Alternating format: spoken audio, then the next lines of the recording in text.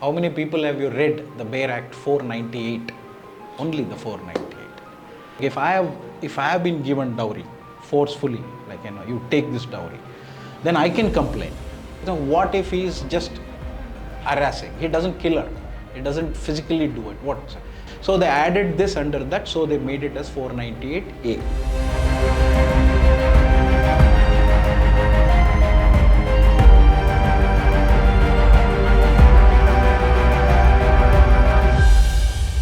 I'll keep this as minimal as to the matrimonial part of it, because IPC, if we go into Indian penal codes, we have at least 500 to 600 laws that reads into it, plus underlying amendments with underlying statutes which are read into that, rules, guidelines, many things. So we cannot go into that. Even a person who is practicing lawyer also will not be knowing all that. So we will concise and discuss with what is within the gambit of the matrimonial institute as a marriage, what comes into marriage. And it is two different individuals combining themselves as a union and getting into an institute called as marriage. Marriage is an institute in our culture, so we go in there. And that again is recognized by a legislative system which recognizes it and says this is how you have to, there are certain guidelines read into the society. But is it right? Again, the questions have always been there. It has evolved. The system has been evolved from the constitution written by Dr. B.R. Ambedkar and his committee since 1956 till now. There have been many amendments, changes. First there was the Hindu Marriage Act, then there came the Islamic Act, then came the Special Marriage Acts. These all came into picture. And underlying there were again, how do each one changes, how does it apply to each religion and subcaste systems and that. Parallelly, this was on the civil side of it. Parallelly, there was crimes committed during the early independent era of India. So that is where there was marriage, then the bride burnings used to happen. So the institute of marriage was getting onto a declining mode. So they came up with some criminal provisions to that. So they said like if husband harasses the woman for want of money, then that should be punished, the guy should be punished. So they brought in some laws. There was no 498A. 498A came into in the early 1980s. So earlier it was only the Bare Act 498A. And how many people have you read the Bare Act 498? Only the 498. 498 specifically reads out saying like if any person takes away the spouse or the partner away from the other partner, not to give or get the love and affection of that partner, particularly for the woman it is read into. So then the husband can file a case to get the wife back. It's literally that way. You cannot force a wife to leave the husband and get away.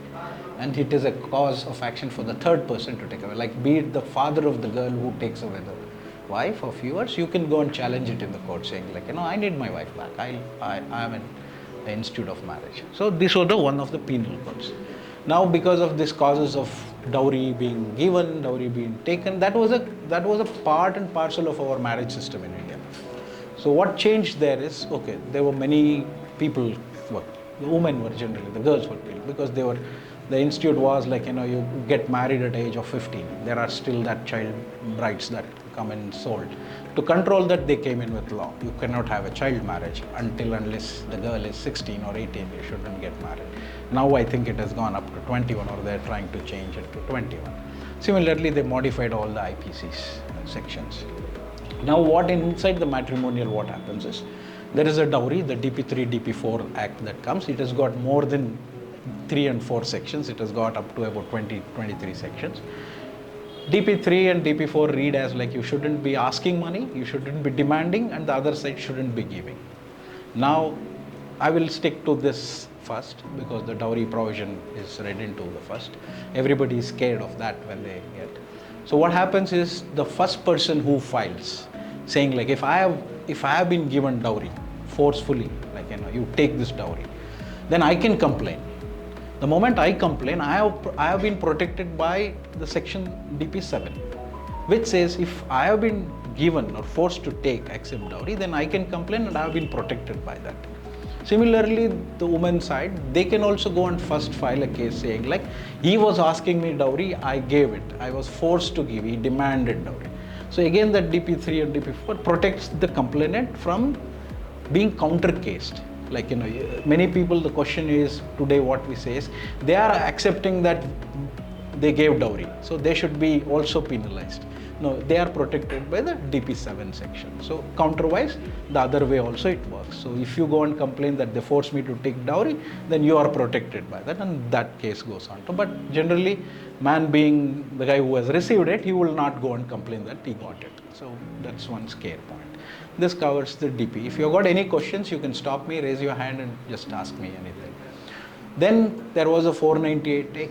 Then they modified it to such a way that if a man harasses the woman, because generally what happens, you may not take dowry, so you're not, DP3, DP4 needn't be applied on you. But also there are chances like after marriage you may ask her, I want to start business in a guise of anything, like I want to buy a car, so give me this. You go to your father's house and get me this. Ask.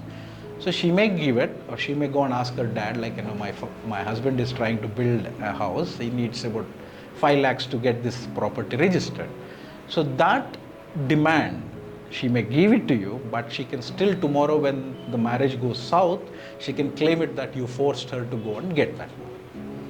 So for this, they came up with a law called, already there was the 498, which said like, you cannot take away separate the spouses due to whatever reasons. So they added this under that, so they made it as 498A, which says like, in between husband and wife, if the husband forces the wife to get some money from her parents' house or any property equivalent in terms of that, he should be penalized for that. And that will not be penalized, like he needn't give the money back what he has taken if he has taken, even if she proves, but he will be punished with certain years of imprisonment. That is 3 years as on today. It may go up tomorrow if they amend again, or it may be reduced, or they may wipe out the entire sections itself. But again, there was, see, the whole of concept of marriage, whole of society has been developed. Women did not have powers, even the voting rights weren't there in many of the developed countries. So there was the group of women supported by certain parliamentarians. They said like, you go and do this strike, you ask for this, we will get you that. So that rebellious nature started getting them certain advantages. Now when they were framing the 498A, then came up the questions from these researchers from the society and who were backed up by these supporting the women folk. They came up with, what if he is just harassing? He doesn't kill her, he doesn't physically do it. What? Then they said, okay, we will cover that also, mental harassment. If she is harassed mentally also, we will add that line. So thereby the today's what 498 stands, it has come in that feature. Okay, now what happens when somebody decides to file a 498? How does this section work? Typically, it's a matrimony.